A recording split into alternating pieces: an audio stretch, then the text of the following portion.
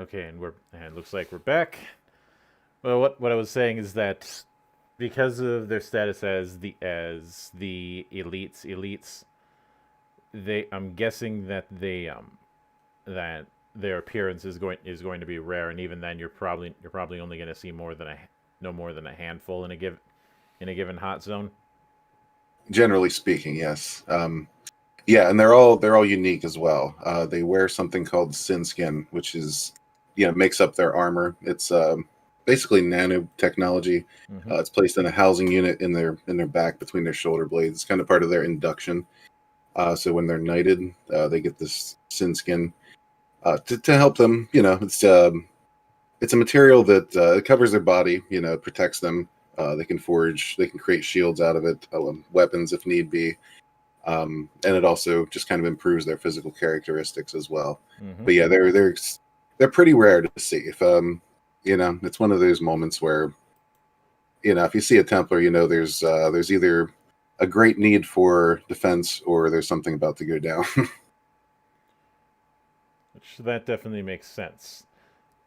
Now, when it comes to the disciples of Ul, now I get the feeling that the way you had set it up, the Templars are the more are kind of the more are kind of equivalent to the more martial aspects of people like the Jedi, whereas the disciples are more akin to the mystic or monastic elements. Yes, very much so. And they're referred to as crystal wielding mystics. Could you go into the importance of crystals when it comes to their abilities and how far is the scale of what they can do? Yeah, for sure. The crystals are. I kind of ran with the premise that there's some theories that the universe was created from basically crystallized into being. Um, so I don't know. I took that and ran with it, and just empowered these Empyrean crystals. Are kind of the source of the disciples' power, and they're primarily focused on using the emerald. Whereas the Violet Circle, which is the villains of this story, Mm-hmm. they're primarily focused on the amethyst, and it's one of those things where you're kind of born with it or you're not. It's not everybody can just grab a crystal and go do their thing. You kind of have to be sensitive to um, to the universe, to the crystals themselves. And what happens is every person has a personal aura, like a color aura that kind of defines what crystal they're most attuned to. So they can reach uh, a decent potential, a decent power level with any crystal. But if they discover an attuned crystal, something that kind of speaks to their soul, then their power can advance to much greater levels. With these crystals, they tap into kind of the universal stream, and which is also color based. I used a lot of made a lot of things color based in this, just because that seems to be kind of an area people focus on, with crystals and colors and things of that nature. Just as far as mysticism goes. Mm-hmm. But oh, I'm sorry, I lost my train of thought. Don't So worry, yeah, we'll get it back on the rails. it's all good. Yeah, the disciples of Ul are emerald is kind of the prevalent crystal within the Astral Union, which is why they focus on that. So that's, I mean, it's more or less what they can get their hands on. They know other crystals exist, but they don't have access to them or necessarily know where they are. But yeah, the types of powers they can wield with these crystals is they can kind of tap into the universal stream, and for short range teleportation, they can create crystal structures, which kind of mimics Green Lantern abilities. That's Mm-hmm. where I was going with that.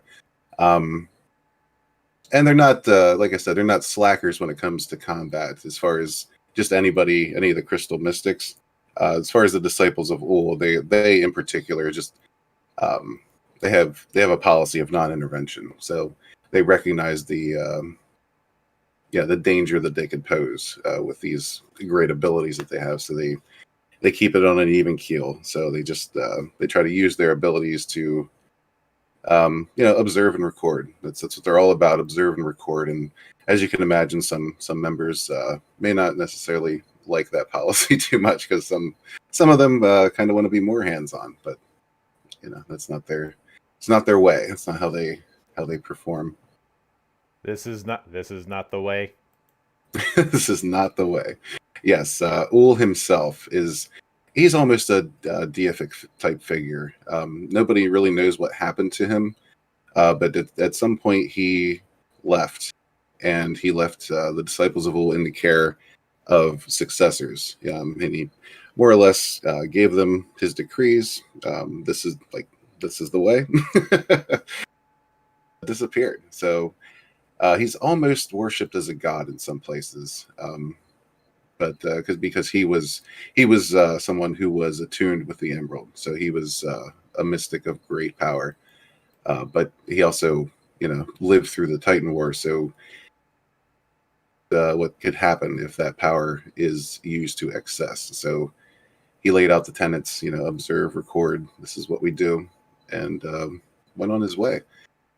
So that's part of what they're doing too. Everybody's always kind of expecting or hoping for Ul to return, and just kind of never happens.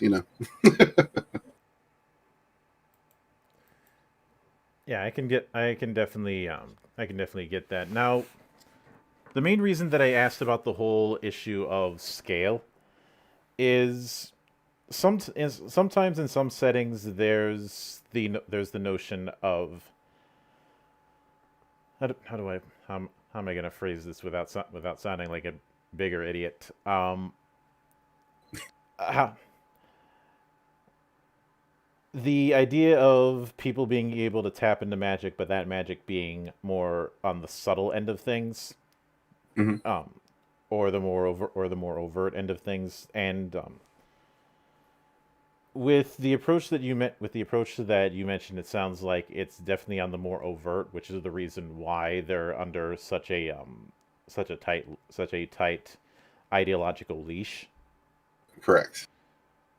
But shifting to the Templars a bit, when it comes to their energy weapons, I was gonna call it lightsaber, but I can't because that would be a trademark violation, which is No, why and they are in fact not lightsabers. which is um I get the feeling it's under the same principle of manipulating crystals the same way it is for the mystics, just in a more direct fashion. Actually, no. The weapons you're seeing are unique weapons. You're not going to see every Templar running around the universe with, a soul blade Hmm. or a void saber. They're very very much unique weapons. It's kind of a lost technology. A lot of people are searching for the technology to recreate these. But Aster Sunsworn, who's one of our um, main characters in this, he wields a soul blade, which is powered by what basically amounts to a miniaturized star. So that's where his weapon gets its energy from. Hmm. And like I said, like, it's lost technology. Nobody knows how to really recreate these things. So it's kind of one of a kind. And it's a family heirloom as well. And now his one of the antagonists is named Vorath. He is a Dark Templar who presides over a place called the Dominion, which is not so great place. I can't go into a lot of detail about what they do, but they're kind of a wing of the Astral Union, more of a secretive wing that not a lot Hmm. of people know exists. He wields a Void Saber, which is it's kind of like the Soul Blade versus the Void Saber is kind of a yin and yang. It's like a weaponized black hole, more or less. It devours everything it touches, and so yeah, when those two clash, it's kind of a significant moment because first they're both unique items, and second, you have the Void Saber constantly trying to devour, and you have versus the Soul Blade, which is constant energy output. So Hmm. Yeah, I just thought it was a sweet little touch there.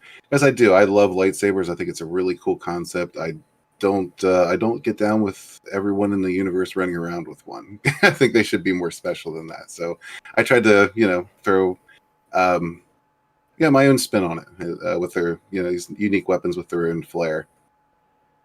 I think the closest thing that Star Wars has to a unique spin when it comes to the whole lightsaber thing is the one energy blade that isn't in their control, i.e. Yeah, the dark saber. right. Um, and most of that thing's notoriety is due to the Mandalorians fighting over the thing for centuries. Um, Now, when it comes to, now speaking of lightsabers, one thing that I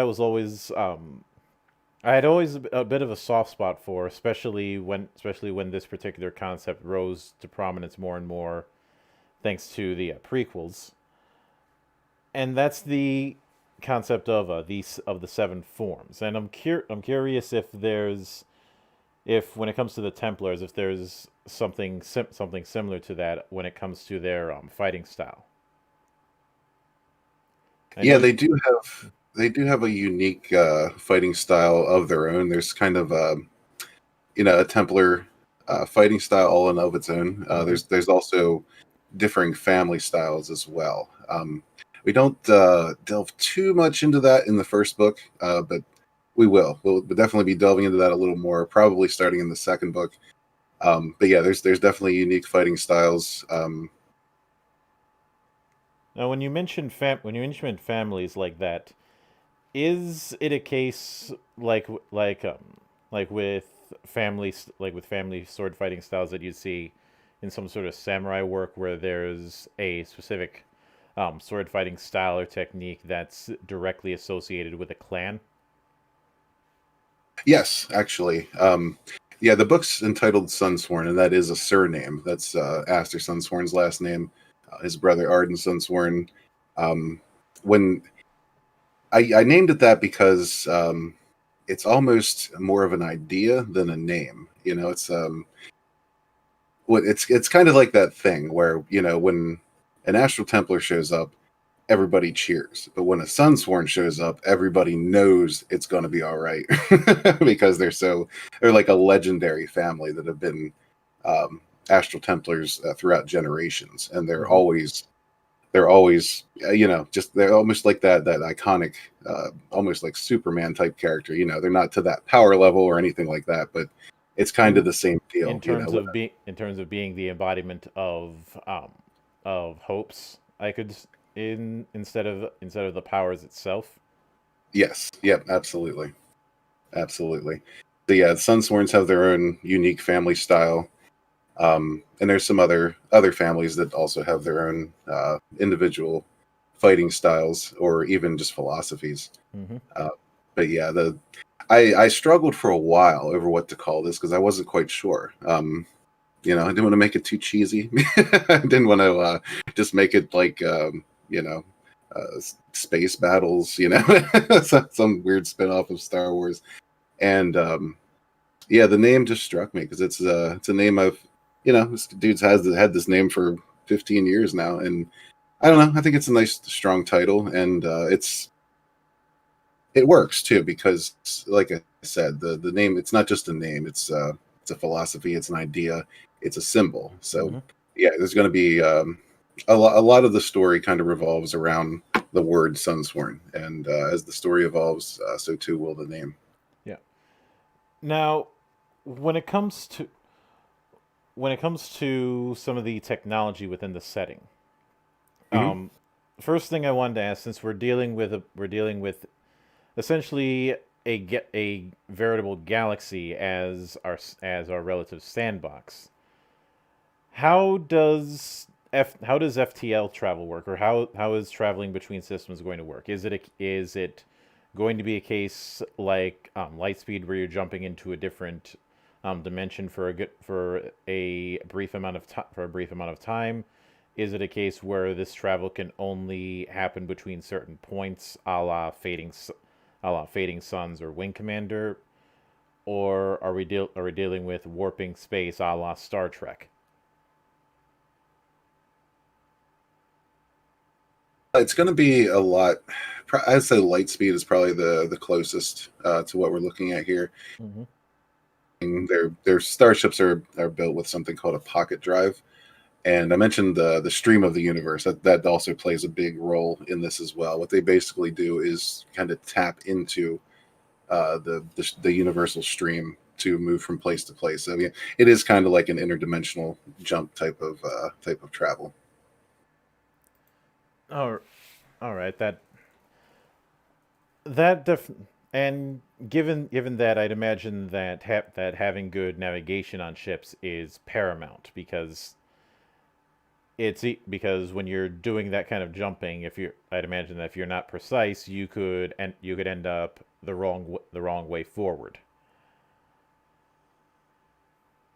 Correct. Very much correct. Mhm. I'm not saying it's as when I always have to be careful whenever I make the interdimensional comparison when it comes to interstellar travel because I know some people who will immediately make comparisons to warp travel in Warhammer 40,000, which I think this is going to be a lot more stable than that. Yeah, it's fairly stable. There's not a ton of problems with it.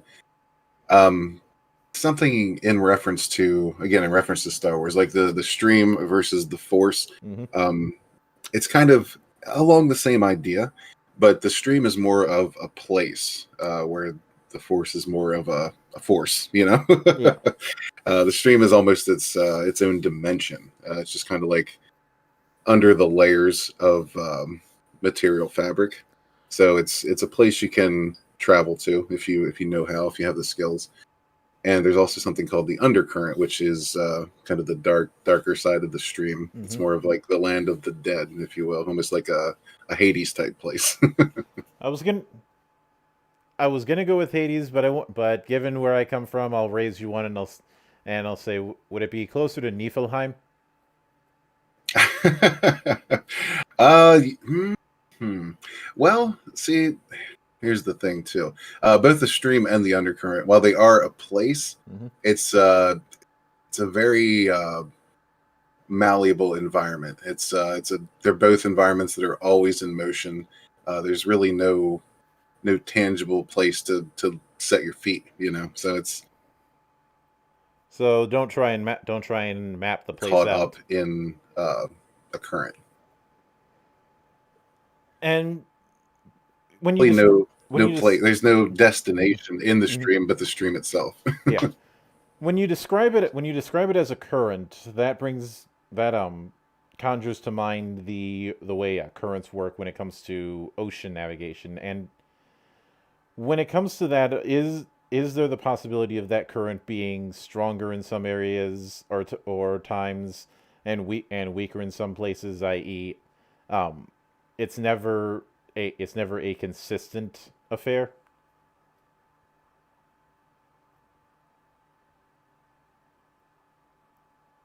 Up a good bit there, buddy. But yeah, I think I got the gist of your question.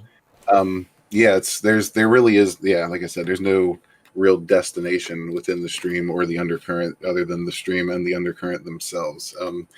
That that might come play a bigger role later